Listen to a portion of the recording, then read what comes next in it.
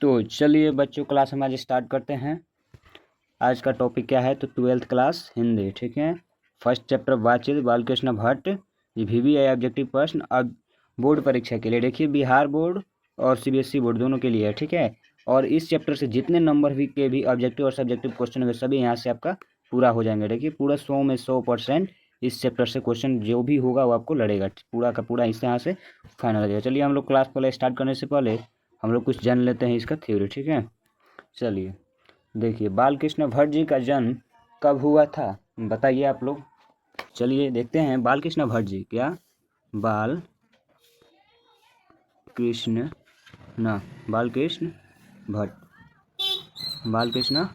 भट्ट जी। तो बालकृष्ण भट्ट जी का जन्म कब हुआ था?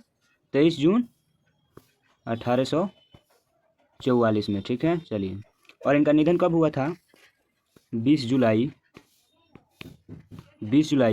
1914 में इनका निधन हुआ था, ठीक है। इनका जन्म हुआ था 23 जून 1844 में, 20 जुलाई 1914 में। ये सब प्रश्न याद रखिएगा, ये सब प्रश्न हमेशा आते हैं, ठीक है। चलिए, और इनके पिताजी का नाम क्या था? इनके पिताजी का नाम क्या था? तो बेनू प्रसाद भट्ट। क्या नाम था? तो बेनू प्रसाद भट्ट। इनके माताजी का क्या नाम था? पार्वती देवी। क्या नाम था? पार्वती देवी नाम था ना, पार्वती देवी, ठीक है। इनके पिताजी पेशे से क्या थे बताइए? इनके पिताजी पेशे से क्या थे? बालकृष्ण भट्ट जी के पिताजी पेशे से क्या थे? व्यापारी थे, ठीक है। चलिए, और इनका निवास स्थान कहाँ था? बालकृष्ण भट्ट जी का निवास स्थान कहाँ था? तो इलाहाबाद उत्तर प्रदेश, ठीक है। चलिए, तो और सब हम लोग नेक्स्ट ऑब्जेक्टिव क्वेश्चन करते हैं, वहाँ से समझते चलेंगे, ठीक है। चलिए हम लोग स्टार्ट करते हैं, ठीक है। चलिए, पहला क्वेश्चन आ गया हम लोग के सामने। पहला क्वेश्चन है, 100 अनाज एक सुजान नामक उपन्यास के उपन्यासकार कौन है? ये क्वेश्चन 2024 में ISC के एग्जाम में पूछा हुआ है और इंटर में भी पूछा गया है, ठीक है। तो इसके थे तो बालकृष्ण भट्ट जी। चलिए नेक्स्ट क्वेश्चन, हिंदी के एडिशन निम्नलिखित में से कौन कहे जाते हैं? हिंदी के एडिशन कौन कहे जाते हैं? तो बालकृष्ण भट्ट जी, ठीक है।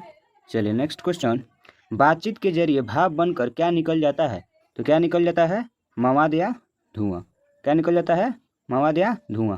चलिए नेक्स्ट क्वेश्चन, बालकृष्ण भट्ट की माता का क्या नाम था? देखिए मैं अभी क्या बताया आपको, बालकृष्ण भट्ट जी की माता का नाम क्या था?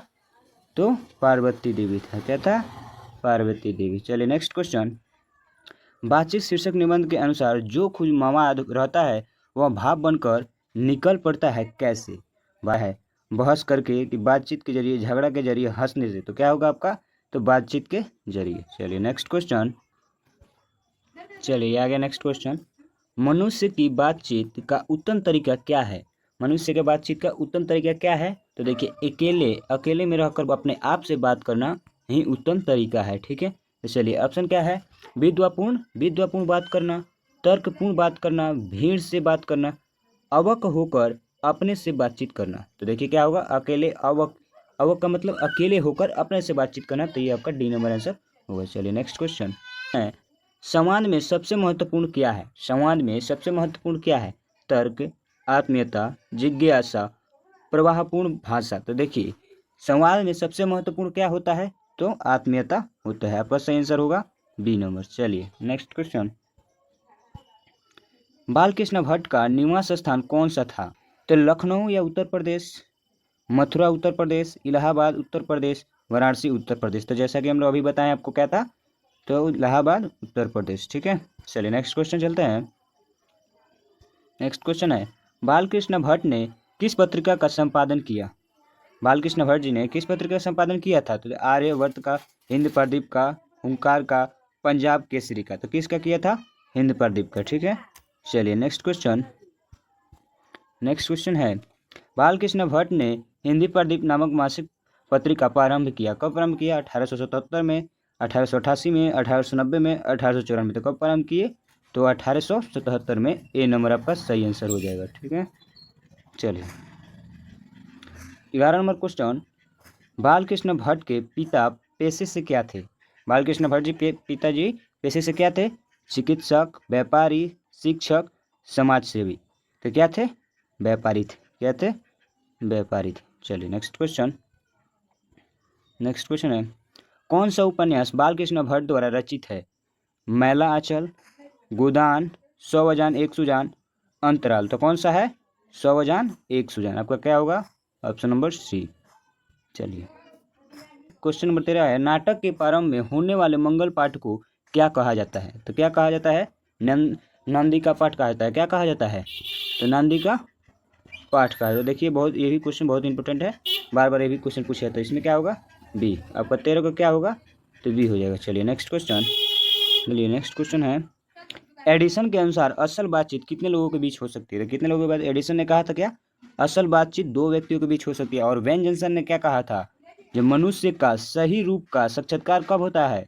सही रूप का साक्षात्कार कब होता है? मनुष्य का सही रूप का साक्षात्कार बोलने से ही होता है। ठीक है, ये वेन जॉनसन ने कहा था और एडिसन ने कहा था असल बातचीत 2 व्यक्तियों के बीच होती है। तो इसका आपका सही आंसर हो जाएगा ये। नेक्स्ट क्वेश्चन, बातचीत से मन किस प्रकार हो जाता है?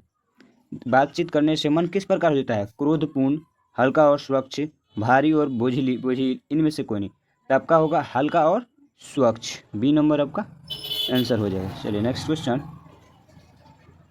नेक्स्ट क्वेश्चन है, किसके ना होने से सृष्टि गूंगी प्रतीत होती? सृष्टि गूंगी प्रतीत होती। ठीक है, वाक शक्ति ना होने से सृष्टि गूंगी प्रतीत होती। तो इसमें कहाँ पे है वाक शक्ति? देखिए, सौम्य शक्ति, वाक शक्ति, दिव्य शक्ति, समरण शक्ति। तो इसमें क्या होगा आपका? वाक शक्ति। आपका आंसर क्या होगा? बी। Next question.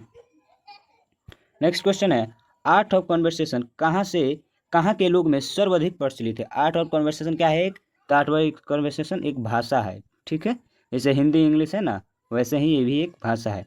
तो कहाँ पे? देखिए, आर्ट ऑफ कन्वर्सेशन भाषा ऐसा है जिसमें ऐसे बात लोग करते हैं, बीच बीच में ऐसे प्रसंग छोड़ते हैं जिसमें कानों को बहुत ही अत्यंत सुख मिलती है, अत्यंत। ठीक है, तो ये सबसे अधिक कहाँ के लोग बोलते हैं? तो यूरोप के लोग में मिलता है। इसका option number C. Next question.